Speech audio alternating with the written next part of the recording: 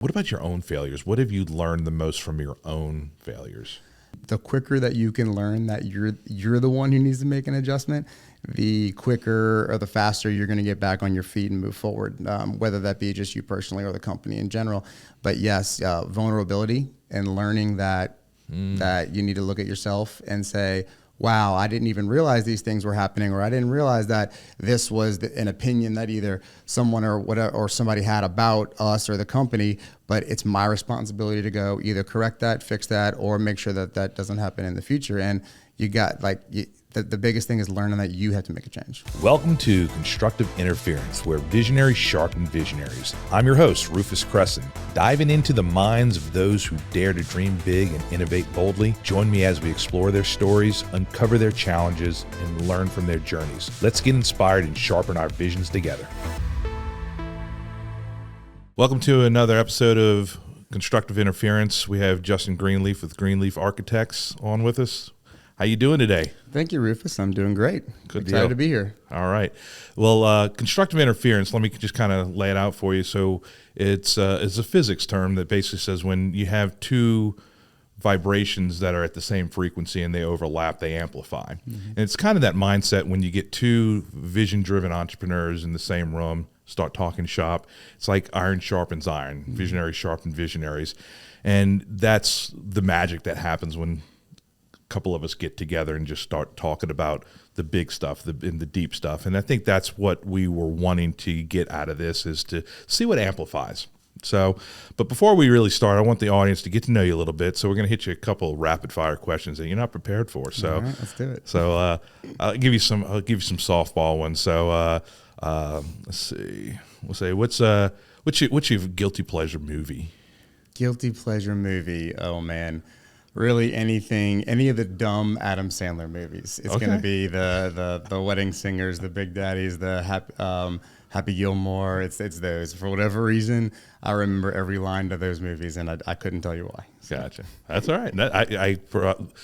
If we have more time at the end, we'll start doing some one-liners from Adam Sandler stuff. Yeah. We'll start with Happy Gilmore and work our way up. So, so what about books? Do you like to listen to books? You like to read books? Definitely been listening to a lot of books as of late. It's been something I say as of lately. It's been last few years or so. So yeah, I've been listening a lot. So much out there to learn. So much out there. What speed do you listen at? What speed? Oh man, sometimes it's a little too high. 1.2 on Audible on a slow day, and sometimes it's even faster. I don't know why I feel like I could get it all in super fast, but I do. Yeah, it depends on the author, I suppose. If they're a slow author, that I can do maybe 1.75, but I usually stay at it about the 1.5. Yeah. But that's all right. Of the books that you're reading right now, any of them kind of would you recommend, or any impactful? I'm reading Driven. It's Driven by Doug Brackman. That's really, really good. I'm only about halfway through, but really, really enjoying it. It's interesting. It shows, it explains how you might think differently than some other people, and then when you're able to see that and align yourself with the people that you might think on the same wavelength, then these conversations kind of happen and more comes of it, and it's pretty exciting. It's interesting how just different people think differently. So that's a really good one. So Doug, I actually had the pleasure of meeting Doug at a Visionary Summit. Now, I didn't know who Doug was, and I'm sitting at the same table, not even knowing that he's a speaker. So half the day I'm talking to this guy like he's just another participant in this summit. I was relatively new to the Visionary Forum at the point.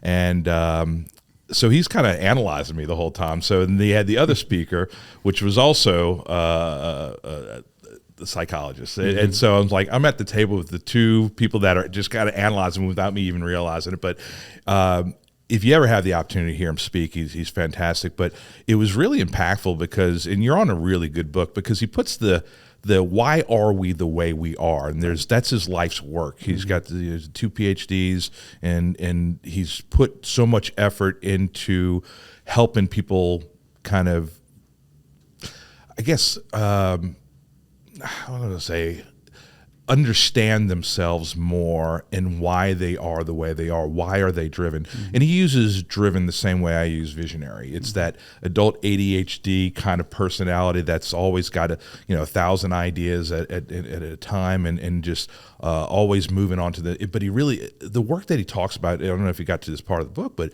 the dopamine and how the dopamine hits the driven versus the way it hits everyone else, that it's very short-lived, and that why we're always jumping to the next thing is because where other people can be in it and feel that reward system, ours is very short-lived. So that's why we're like, okay, what's next? Yep. Why can't we just be happy and satisfied and just complacent with like everybody else? But that's the part that's brilliant with the work that he's done. He says the world needs people like us. We're a little bit weird. We're a little bit like unlike a lot of people, but we're the shepherds. It's the shepherds that are willing to go over that valley and say, it's safe here. I've checked it out. I'm going to take the rest of you that are very comfortable where you're at because this is what you know, and I'm going to get you uncomfortable to greener pastures. And I think that's the work that he's doing. So it's a fantastic book, but it starts to kind of pull into the science of how the brain works. But that's great. Other than the Driven book by Doug Brackman, which kind of that main go-to book for you that you would recommend anybody should read?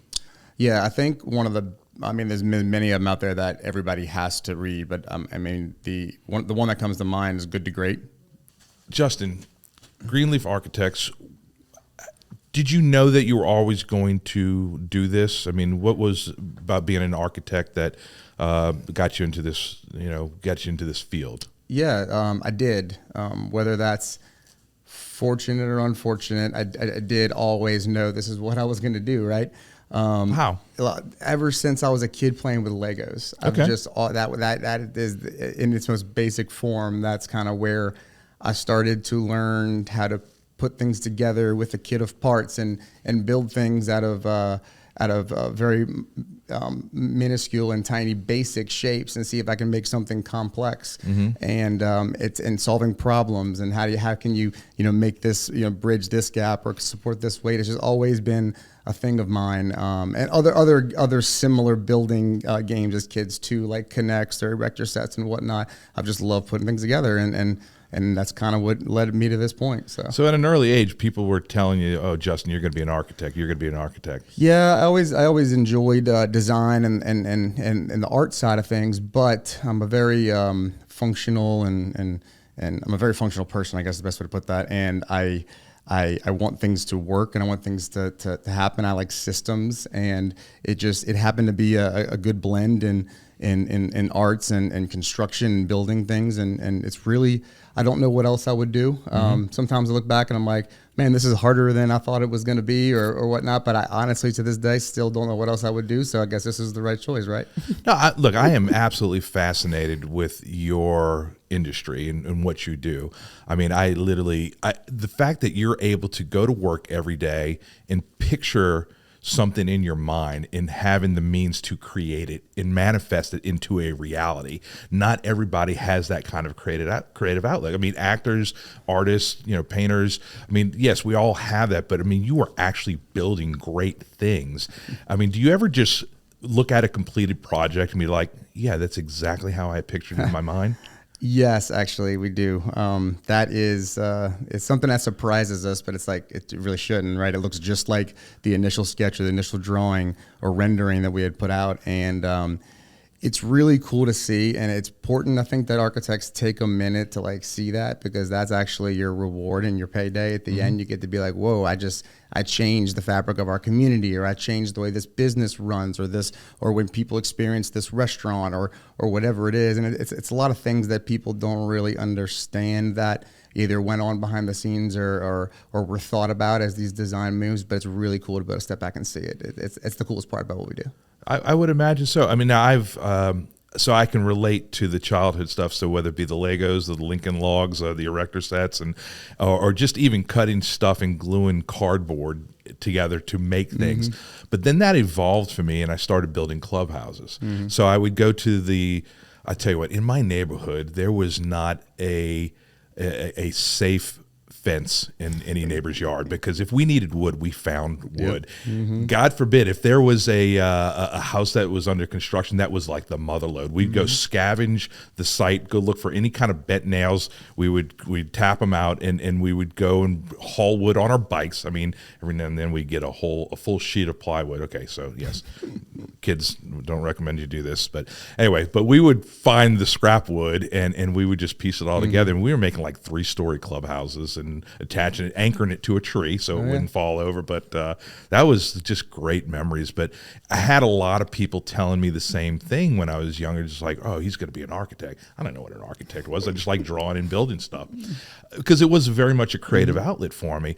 What turned me off to it was the math. The geometry side of it. Was a Pythagorean theorem, and it's like that stuff just confused me. I just want to create cool stuff. I don't want to do the hard work, right? So I kind of veered from that. But I think in my next, I'm in my shadow career. Maybe, I don't know. That's going to be my next career. Is maybe I can work for you, and just let me do the fun stuff. Let somebody else do the math. Okay? Right. Well, that's a common misconception, is that it's all as fun as what we just described, and I do think that's the coolest part about what we do. But there's a lot of grunt work that goes on behind the scenes, and we have an incredible team who's handling that every day. But those are the types of things that have to happen to make the final product, ready on time, on budget, on schedule, and just appear as if it's supposed to be there, and it's the owner's vision that was put into place, and a lot of grunt work, a lot of hard, difficult things have to happen to make that work. So now I can go hire any architect in the city, and I'm sure they're all qualified to do a good job for me, and I guess they have to somehow take the images in my mind and turn it into a draft and ultimately a finished product. But why would I hire you? What makes you different? And before you answer, I don't necessarily believe.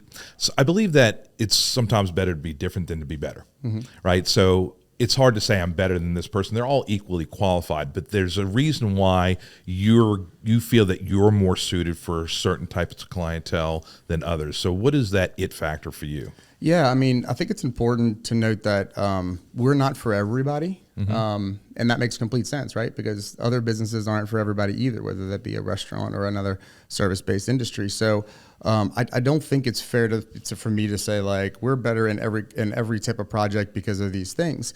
I think it's important to note what's the client looking for, and are they looking from a service level, not necessarily just from a design level. Like, are they looking for us to really kind of walk them through it and run this project so they can go do their day job? Or some want to be really heavily involved and want a lighter list of services, and that just increases the responsibilities that they have to pick up. So I think it's important to determine that firsthand before we're trying to provide something that they don't want or need, or before we're hired to do something that we don't really have a vision to do. Right. So I think it's important to figure that out first. And then I think we're a very, very, very adaptable firm. We listen very, very well. I think that's what we hear from all of our clients later. And later on in the project, they're out the way, is like, you'll really listen.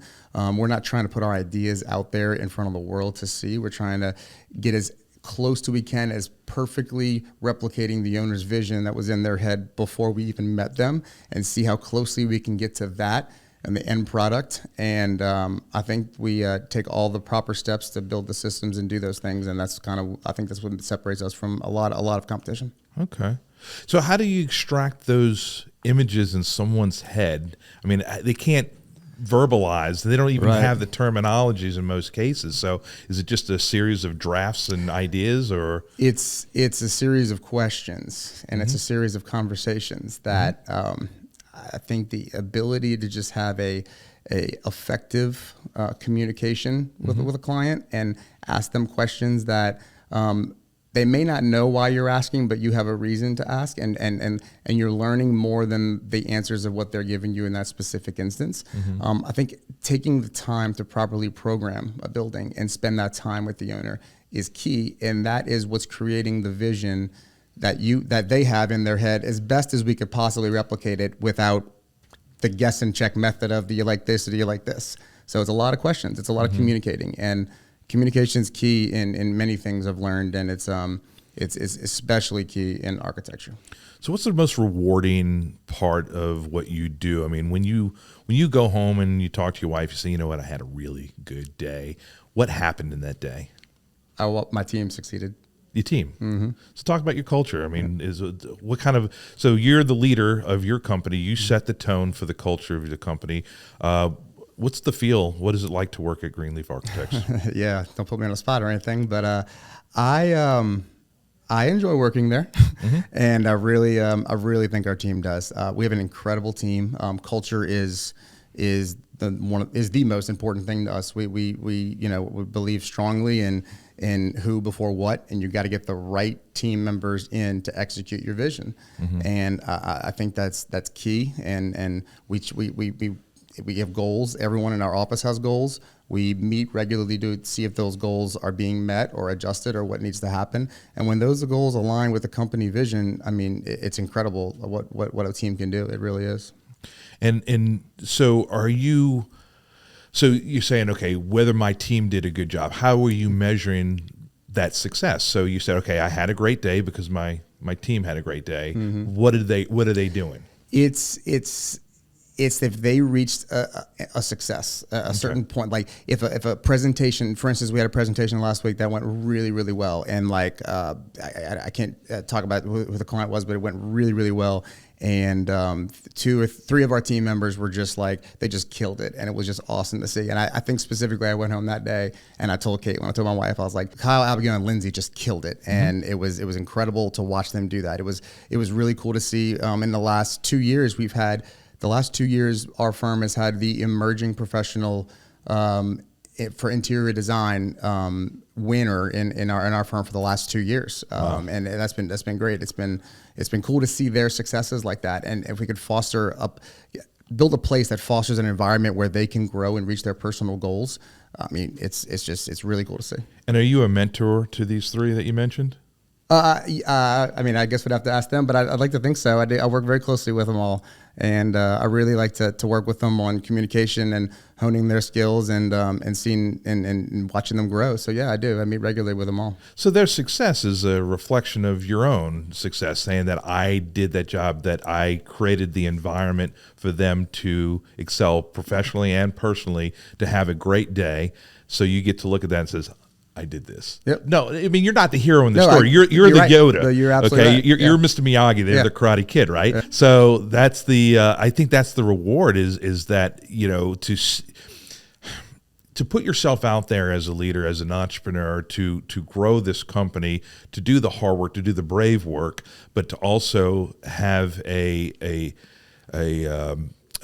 I said, a place that you can, an environment that you can, in a culture that you can build, that other people see that vision and they say, okay, I can grow professionally and I'm having my own successes, and it's the success is in line with the company's success. So I think that's really fantastic, especially when you can harness that creativity from these other people. So it's one thing to have your own creativity, but to inspire that in the people that work for you, I would imagine that's got to be a good day for you. It is. It's a unique opportunity that I have here to help mold these young people's careers, and they have so much potential, and I'm really enjoy just loving seeing them thrive. Now, look, we push people. We push people out of their comfort zones a lot. And look, that presentation that just happened, that just went down, that went great. Like there were plenty of difficult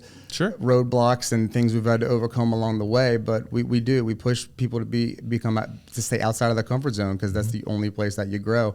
But the rewards are pretty awesome when it does work out. So you got into the business because you wanted to be an architect. So you do this business and you become very successful and it starts to grow. And now you're finding yourself as a CEO and doing more owner type work. How do you balance the passion of being an architect versus the passion of being a business owner? Yeah, great question. That's something I work at every day. I do. I really do.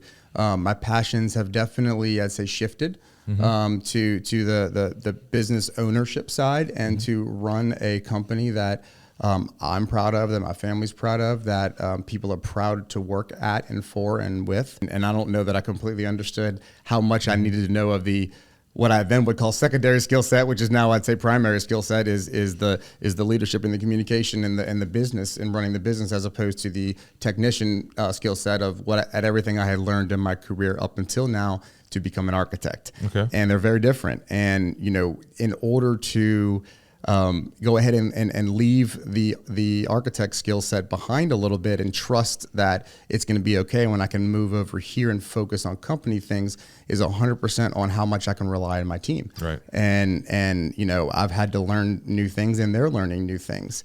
And I'm having to, I work with them on how, I know how to do this yourself, but you need to learn how to delegate this and build others up so they can learn and they can continue to grow as architects below you. Right. So we're building a system where people can grow and each individually be better tomorrow than they are today. Mm-hmm. And that's the only way you can do that, because now I have to focus on all these new things that I not only did I not necessarily go to school for those things, right, but there's no curriculum or plan or way to figure that out other than hanging out with people like you and learning from other business owners and listening to books and podcasts and whatnot. That's your source of education, and that's how you learn, through that and experience and a lot of failures. And failures are the best way to learn, and if you can look at them that way as a lesson, it's a lot easier to improve moving forward. So I have a mindset that says, the wise person learns from their mistakes, but the wiser person learns from other people's mistakes. And that's why I go out there and I join these other groups and networks, mm-hmm, and try to learn from other people's mistakes, and whether it be in my own industry or just be in business in general. Where do you go out there to seek wisdom? Yeah, so I sit in two different I call them CEO groups or business groups, and I'm able to listen to other common problems that other business owners have that you don't get to hear about in your own office to share with other people. Like you're very isolated in a CEO or leadership role. Like everything kind of changes, and you don't necessarily have someone to bounce all those ideas and concerns off of. But unless you're dumping them all on your wife at home, like I was doing for some time. Right. So it's nice to be able to share those and learn from others. And like you're saying, if I can listen to someone else who has either an issue or something happened and lost an employee or lost a project because of something, and then I can help that person process why, and then I can learn from that immediately and go put whatever that is into place in my office before the same issue happens to me. Right. So I think sharing valuable resources, valuable information with a trusted group of individuals is key to growth. Well, yeah, wisdom doesn't come easily or cheaply. So if all things being said, if I can borrow it or buy it from someone else, that seems to be the shortcut that makes a lot of sense. To do these mistakes and to have these failures on your own could be absolutely detrimental to the company and to the people in it. So it's almost like you owe it to not only to yourself and to your family, but to the people who trust you to be a great leader, to go out to these groups. And I know one of the groups, I'm in it with you. Yeah. So Justin and I are in Vistage get together. And he was the new guy until I showed up. So, so I get all the hazing. No, not really. So what other professional groups, CEO groups do you belong to though? Oh, another one that's a very, very similar setup. It's just a different group of individuals, but it's the same concept. So I get to now listen to, I think each group has about 8 to 10 people. So I get to listen to 20 different people when they're and their successes and failures on a monthly basis. And it's really so cool. Much of it is a cautionary tale of, okay, I'm not there yet in my business cycle. This person is there. So you know what you're getting into and know how to anticipate it and how to prepare for it, whereas they didn't have that luxury. And that's that experience that they're sharing that ultimately, yes, they learn from those things, and that's where growth happens, is when we are brave enough to put ourselves out there and get uncomfortable and fail. But in failure, I mean, we look at failures, is absolutely necessary to the successes that we do have. So I can appreciate, yes, what you are getting out of the Vistage group. I know I'm getting the same thing. this other group that you're in, is it like industry specific, or is it? No, it's the same setup as Vistage. It's just, it's literally the same setup. So it's not I am not in an industry specific peer group yet, but I've thought about it, and I think there's some benefits to it as well. So, but I'm still learning a ton from the two groups I'm in now. But no, they both run exactly the same way, and I just get a very broad view of many different companies and concerns and issues that come up hopefully before they come up with us, right. Because you're gonna fail enough as it is, like, and that's the best way to learn lessons. But if we can mitigate some of that and learn from other people's failures, then it helps expedite that process of getting your company as close to a well-oiled machine as possible. Now, in the spirit of that, so industry-wise, have you ever had, or do you have a coach that is kind of guiding you within your industry? No, I don't. There's not a whole lot of architects around. It's one of those industries where there's not, if you ask most people if they know an architect, they're probably, unless they're in the construction industry, not going to be able to name more than one if they can name one. That said, I'm still close with old employers of mine and whatnot, and I still stay in touch with some of them, and we're able to bounce ideas off of each other, even team up on some projects together and whatnot.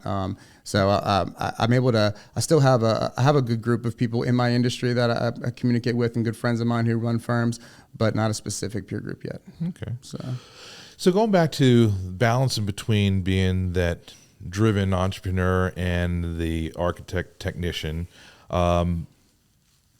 Would you say, I mean, I guess it's hard to, I'm trying to think through that. So we know what you're doing to stay sharp as an entrepreneur, as a business owner.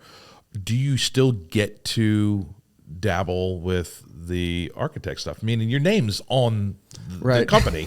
So if I'm hiring an architect, I'm thinking I'm getting you. Do I get you? Right. Good question.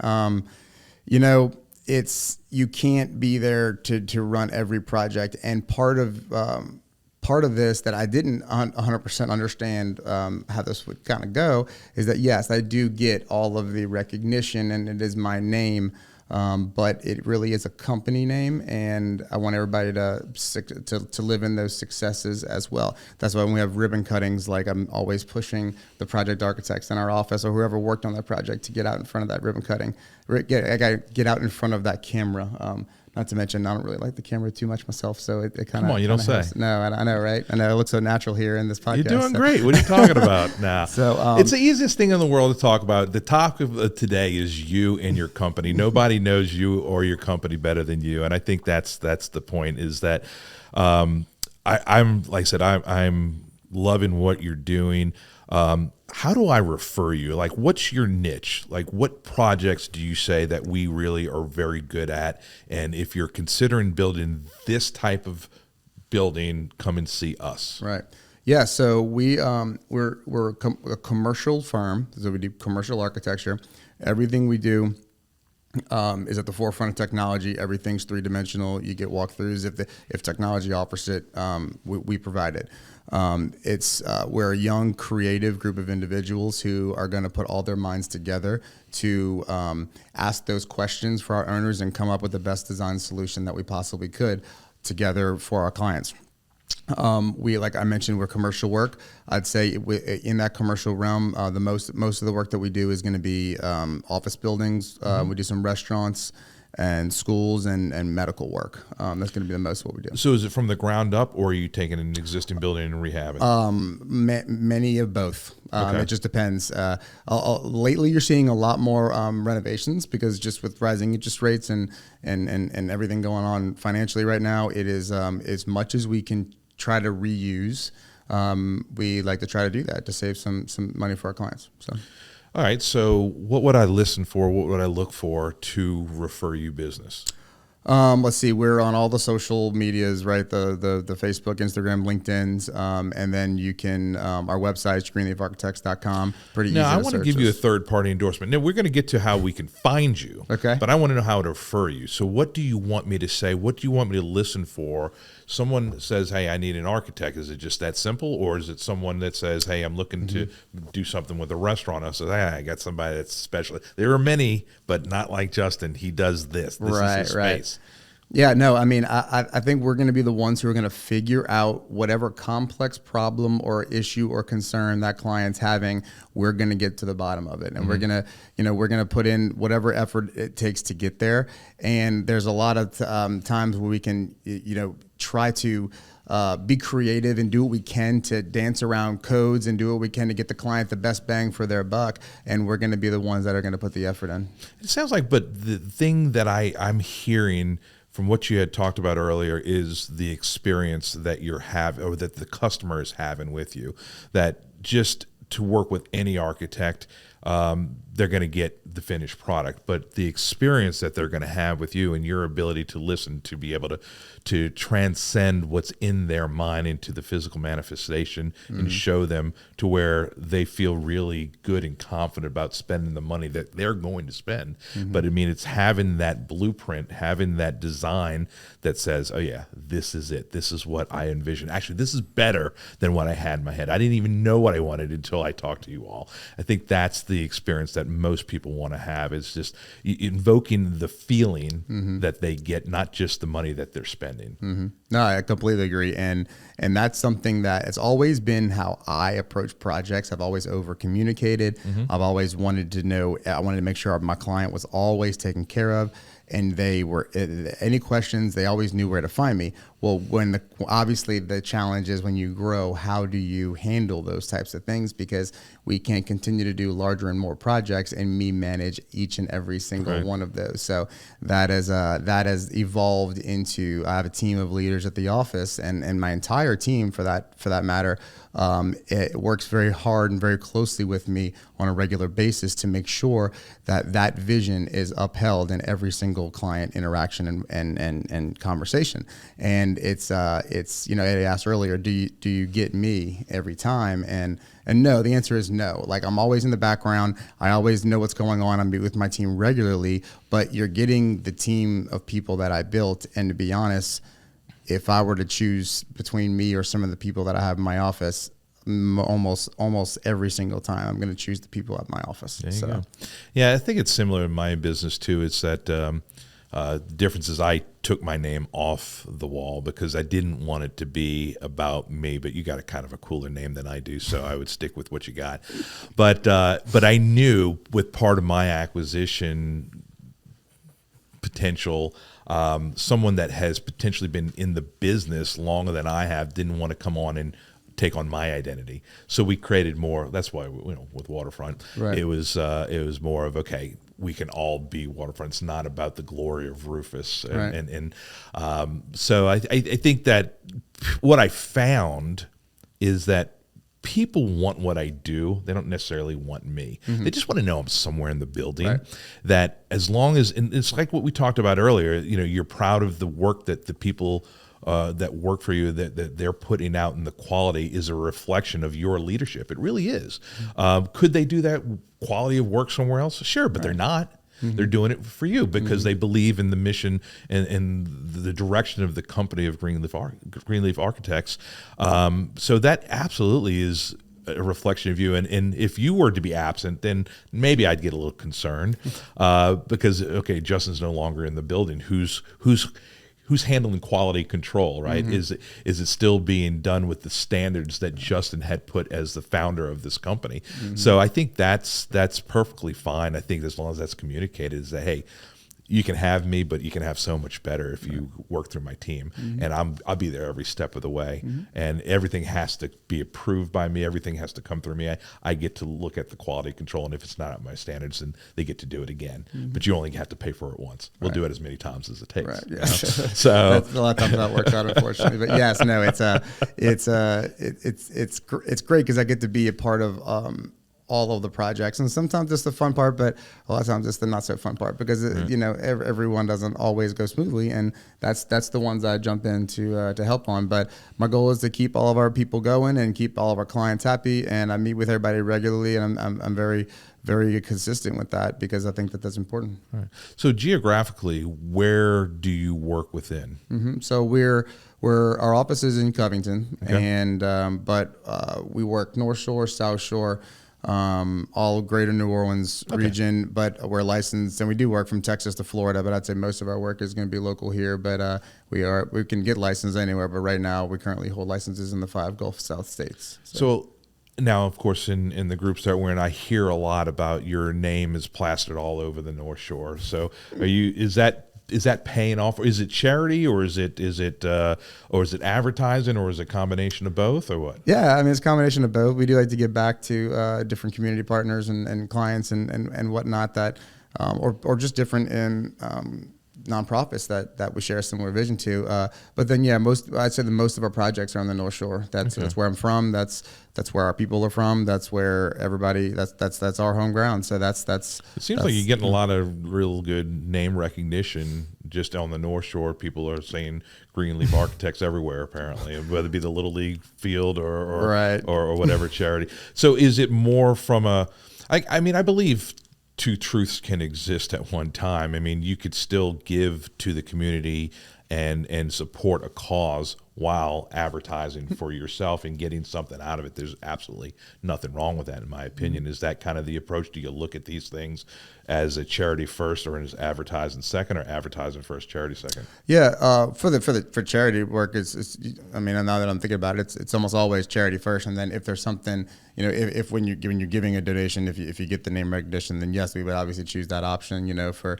name on a sign and whatnot. But then most advertisement, when it comes to advertisement first, I guess the answer to that would probably be job signs on projects and whatnot's advertising in front of the work that our team has done. So we do plenty of both, and yeah, it's I guess being that our color is a unique lime green, it's fairly recognizable around town. So that's awesome. We've done a good job with that.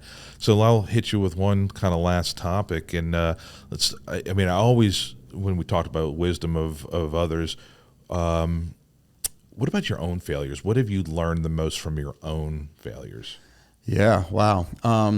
I've learned that I need to reconsider many of the things that I thought were true before, because when you fail and fall flat on your face, the quicker that you can learn that you're the one who needs to make an adjustment, the quicker or the faster you're going to get back on your feet and move forward, whether that be just you personally or the company in general.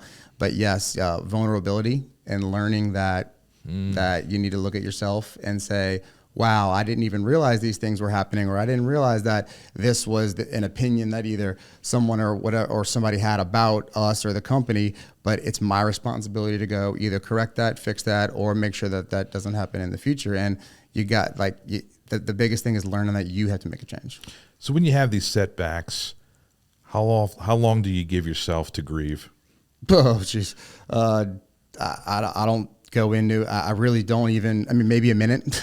And then then you got to jump right into it and figure it out. Like I have to figure the problem out. Yeah. I go right into correction mode when there's anything. So. I give myself 24 hours. I need to. Oh, I see. Yeah. No, I see what you're saying. And look, after it's solved, I'll probably grieve for a little bit about it. But no, almost immediately I go into, I gotta fix this. And that's the thing is you got to be in it. You can't dismiss it. You have to be in it. You got to feel it, and you got to say, all right, now that I'm in it, where's the gift? Where's the opportunity? Mm-hmm. What am I learning from this? Because if there's nothing to be learned here, then then that's just a catastrophic failure. Mm-hmm. But this is just business. Mm-hmm. It's the price of admission in most cases.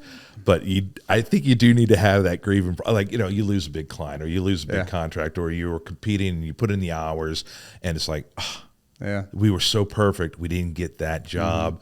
Mm-hmm. So it's you got to be in it and just be like, okay, what could we have controlled to make it better? And that's, I think, the thing that is that wisdom. And the faster you get back, and if it's a minute for you, great, that's awesome. But look, the sooner you start looking for it, the sooner you tend to find it. Right. That's I guess where I get at what I was getting at with that, because yes, I've gotten to where I'm so tired of dealing with the problem for a longer period of time.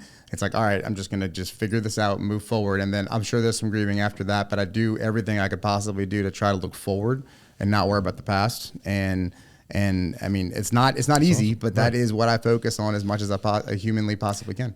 Say it's simple, but not easy. Yeah, that's a good way to put it. So I tell you what, look, this was fun, and you're great at this stuff. I mean, like I said, you know your stuff, and I love your business. I could just talk for hours about the different projects. I'd love to dive deep, but just because I find it interesting doesn't mean the rest of the world finds it interesting. But I think your journey is the key thing that we've really touched on. And I think that it's great what you're doing with the company, how you're doing it, and how you're leading your people. How do people find you? Clients or anybody. Clients or potential candidates to work. Online, greenleafarchitects.com is easy. Just Googling, it'll be easy to find. Social media, LinkedIn, Facebook, Instagram, all those were very, very accessible, very easy to find. So you're up on capacity. So you want more people. So you're looking to hire more. We're always looking for the right people. That's awesome. So we're always looking, because if like I said, it's who before what. So if the right person comes in our doors and we can find a way to make that work and foster some growth and everybody get better, then we're going to try to make it work. So, and that I do know about you is that you make very smart investments in your people. And I think, as any business owner should do, finding the right people and investing in their professional and personal development. I think you got that down. And I think that's one of those keys to success that I hope you keep doing. Thank you. They are clearly our greatest asset, and we have to protect them. So, Justin, I appreciate it. Thank you for being here for Constructive Interference. Was this fun? Yes, I had a great time. I did great. Right. I probably shouldn't have stressed out about it as much as I did. So. Yeah, you got to get out of that head trash. Look, so we're going to have you come back for another one, and then you're going to even be even better. So, of course. Well, awesome, man. Well, I appreciate you being here, and thank you so much. And if anybody needs a great architect, please look up Justin at Greenleaf Architects. They do fantastic work, and I can't say enough about the person behind the company. And at the end of the day, that's really what you're doing, is you're hiring the people, not just the company. So awesome. Thank you very much. I enjoyed it. Thanks for tuning in to Constructive Interference. If you've enjoyed today's episode, be sure to subscribe, leave a review, and share it with a fellow visionary. Keep dreaming big, and remember, the only limits are the ones you set for yourself. Until next time, stay sharp.